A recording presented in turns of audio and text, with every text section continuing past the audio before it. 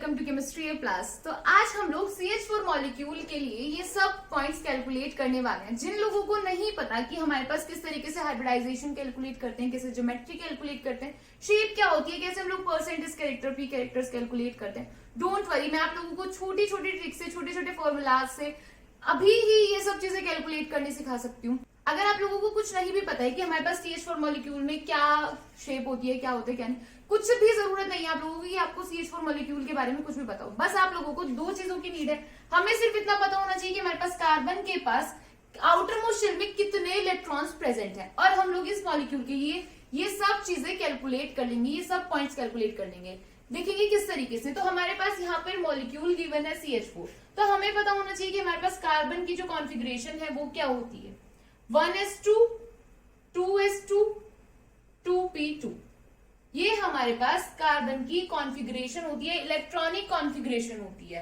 लेकिन हमारे पास ये जो कॉन्फ़िगरेशन है ये कब होती है? ग्राउंड स्टेट में। अगर हमारे पास कार्बन एक्साइटेड स्टेट में है तो हमारे पास कॉन्फ़िगरेशन क्या होती है? 1s2, 2s2, 2p3, 2s1, यानी कि हमारे पास एक इलेक्ट्रॉन s ऑर्बिटल से एक्साइट होके कहां चला जाएगा? p ऑर्बिटल में। तो किस तरीके से बनेंगे? हमारे पास फर्स्ट है हमारे पास s ऑर्बिटल, 2 इलेक्ट्रॉन्स, यहाँ पे हमारे पास 1 इलेक्ट्रॉन है और यहाँ पे हमारे पास 3 इलेक्ट्रॉन। लेकिन ये हमारे पास एक्साइटेड स्टेट में है। ग्राउंड स्टेट में कैसा होता है? यहाँ पे 2, यहाँ पे 2 और यहाँ पे p ऑर्बिटल में भी 2। तो यहां से एक इलेक्ट्रॉन क्या करता है? s ऑर्बिटल, s सबशेल से निकलकर यहाँ p सबशेल में चला जाता है।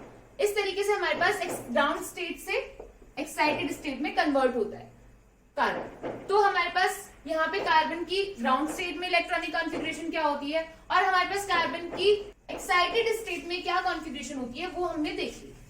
अब इससे हमें क्या पता चलता है इलेक्ट्रॉनिक कॉन्फ़िगरेशन से? कि हमारे पास कार्बन में कितने इलेक्ट्रॉन्स आउटर मोस्ट शेल में प्रेजेंट है, यानी कि हमारे पास ये है आउटर मोस्ट शेल, ठीक है।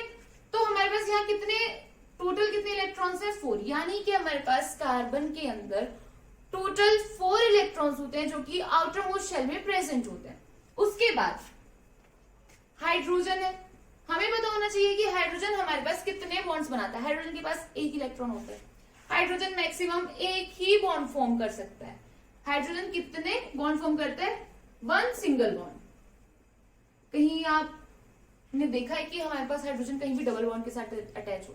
नहीं, क्योंकि हाइड्रोजन के पास जब एक ही इलेक्ट्रॉन है तो वो डबल बॉन्ड के साथ कैसे अटैच हो सकता है?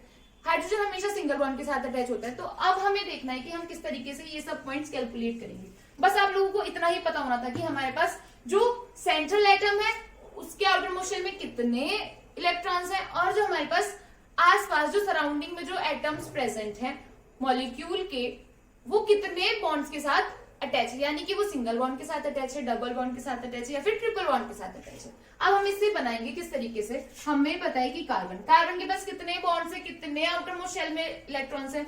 देखो 1, 2, 3, 4। अब हमारे पास यहाँ पे 4 ही हाइड्रोजन्स हैं। 4 हाइड्रोजन्स क्या करेंगी?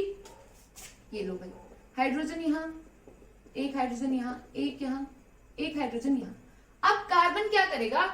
इन इलेक्ट्रॉन्स को, जो हाइड्रोजन के पास इलेक्ट्रॉन्स है, उन्हें शेयर करके, अपने इलेक्ट्रॉन्स हाइड्रोजन के साथ शेयर करके क्या करेगा? अपना ऑक्टेट कंप्लीट करने की कोशिश करेगा। तो क्या करेंगे? ये सब इलेक्ट्रॉन आपस में शेयर करेंगे। तो कार्बन के पास 1, 2, 3, 4, 5, 6, 7, 8। अभी हमारे पास कार्बन के पास 8 इलेक्ट्रॉन्स कंप्लीट हो चुके हैं। अब हाइड्रोजन भी कोशिश करेगा कि मेरा भी जो आउटर ऑर्बिटल है वो कंप्लीट हो जाए। क्या होता है हाइड्रोजन के पास? 1s। तो हाइड्रोजन भी पेयर कर लेगा इस तरीके से। तो जब हमें पता है कि 2 इलेक्ट्रॉन्स शेयर हो रहे हैं, यानी कि कोई भी 2 एटम्स अपने एक इलेक्ट्रॉन्स को आपस में शेयर कर रहे हूं, तो क्या बनता है हमारे पास? Single bond. यानी सिंगल बॉन्ड में हमारे पास 2 इलेक्ट्रॉन्स प्रेजेंट होते हैं, एक इधर वाले एटम का और एक इधर वाले एटम का। तो हम इसे किस तरीके से ड्रॉ कर सकते हैं कि कार्बन ने 4 सिंगल बॉन्ड्स फॉर्म कर लिए, किसके साथ? हाइड्रोजन के साथ। कैसे? कार्बन, हाइड्रोजन, हाइड्रोजन, हाइड्रोजन और एक यहाँ हाइड्रोजन, ठीक है। अब हमें इतना तो समझ आता है। अब हमारे पास जो फर्स्ट पॉइंट है वो क्या है? Steric number. स्टेरिक नंबर का क्या फॉर्मूला होता है? हमारे पास स्टेरिक नंबर क्या होते हैं? Number of single bonds number of single bonds attached to the central atom plus lone pairs present on our central atom। तो इस फॉर्मूला से अगर हम कैलकुलेट करें तो हमारे पास कितने सिंगल बॉन्ड्स फॉर्म कर रहा है हमारा सेंट्रल एटम, 1 2 3 एंड 4, यानी कि यहाँ पे 4 सिंगल बॉन्ड्स है। लोन पेयर कहाँ है? जब कार्बन के पास 4 इलेक्ट्रॉन से चारों के चारों इलेक्ट्रॉन शेयरिंग में चले गए, सिंगल बॉन्ड फॉर्म करने में चले गए, तो हमारे पास यहाँ पे कोई भी लोन पेयर प्रेजेंट नहीं है, यानी कि 0 लोन पेयर। तो इस तरीके से हमारे पास कितना हुआ स्टेरिक नंबर 4। सो हमारे फर्स्ट क्वेश्चन का आंसर हमें मिल गया 4। तो हमारे पास कितने स्टेरिक नंबर हुआ? 4। देखो हमारे पास पॉइंट्स वहां है और उनके आंसर्स यहाँ है। अब ऐसे ही हमारे पास नेक्स्ट पॉइंट है। नेक्स्ट पॉइंट में क्या लिखा हुआ है? Lone pairs. अभी अभी हमने बताया कि जब कार्बन के पास 4 ही इलेक्ट्रॉन्स है, चारों के चारों जो इलेक्ट्रॉन्स है वो शेयरिंग में चले गए, सिंगल बॉन्ड फॉर्म करने में चले गए, तो हमारे पास यहाँ पे लोन पेयर्स कितने हैं? 0। थर्ड पॉइंट है हमारे पास number of bond pairs. Bond pairs कितने हैं? 1 2 3 4। बॉन्ड पेयर्स किसे बोलते हैं कि कितने सिंगल बॉन्ड्स फॉर्म कर रहे हैं। तो हमारे पास यहाँ कितने बॉन्ड पेयर्स है? 4। हमारे पास स्टेरिक नंबर और बॉन्ड पेयर्स दोनों इक्वल है। उसके बाद हमारे पास आती है हाइब्रिडाइजेशन। हाइब्रिडाइजेशन निकालने के लिए हमारे पास स्टेरिक नंबर से हम लोग हाइब्रिडाइजेशन कैलकुलेट कर सकते हैं। कैसे? अगर हमारे पास 2 है स्टेरिक नंबर तो sp हाइब्रिडाइजेशन होगी। अगर 3 स्टेरिक नंबर है तो sp2 हाइब्रिडाइजेशन होगी। 4 स्टेरिक नंबर है तो sp3 हाइब्रिडाइजेशन होगी। ऐसे ही 5 स्टेरिक नंबर है तो हमारे पास sp3d हाइब्रिडाइजेशन होगी, और ऐसे ही आगे आगे आगे। लेकिन हमारा काम तो यहीं पे खत्म हो गया। स्टेरिक नंबर 4 है तो हमारे पास क्या है इसकी हाइब्रिडाइजेशन? sp3, यानी कि हमारे पास जो मिथीन है उसकी हाइब्रिडाइजेशन sp3 है, हमारे मॉलिक्यूल की हाइब्रिडाइजेशन sp3 है। अब उसके बाद हम लोग देखते हैं ज्योमेट्री। ज्योमेट्री किस तरीके से कैलकुलेट करेंगे वो भी हम लोग स्टेरिक नंबर से फाइंड आउट करते हैं। तो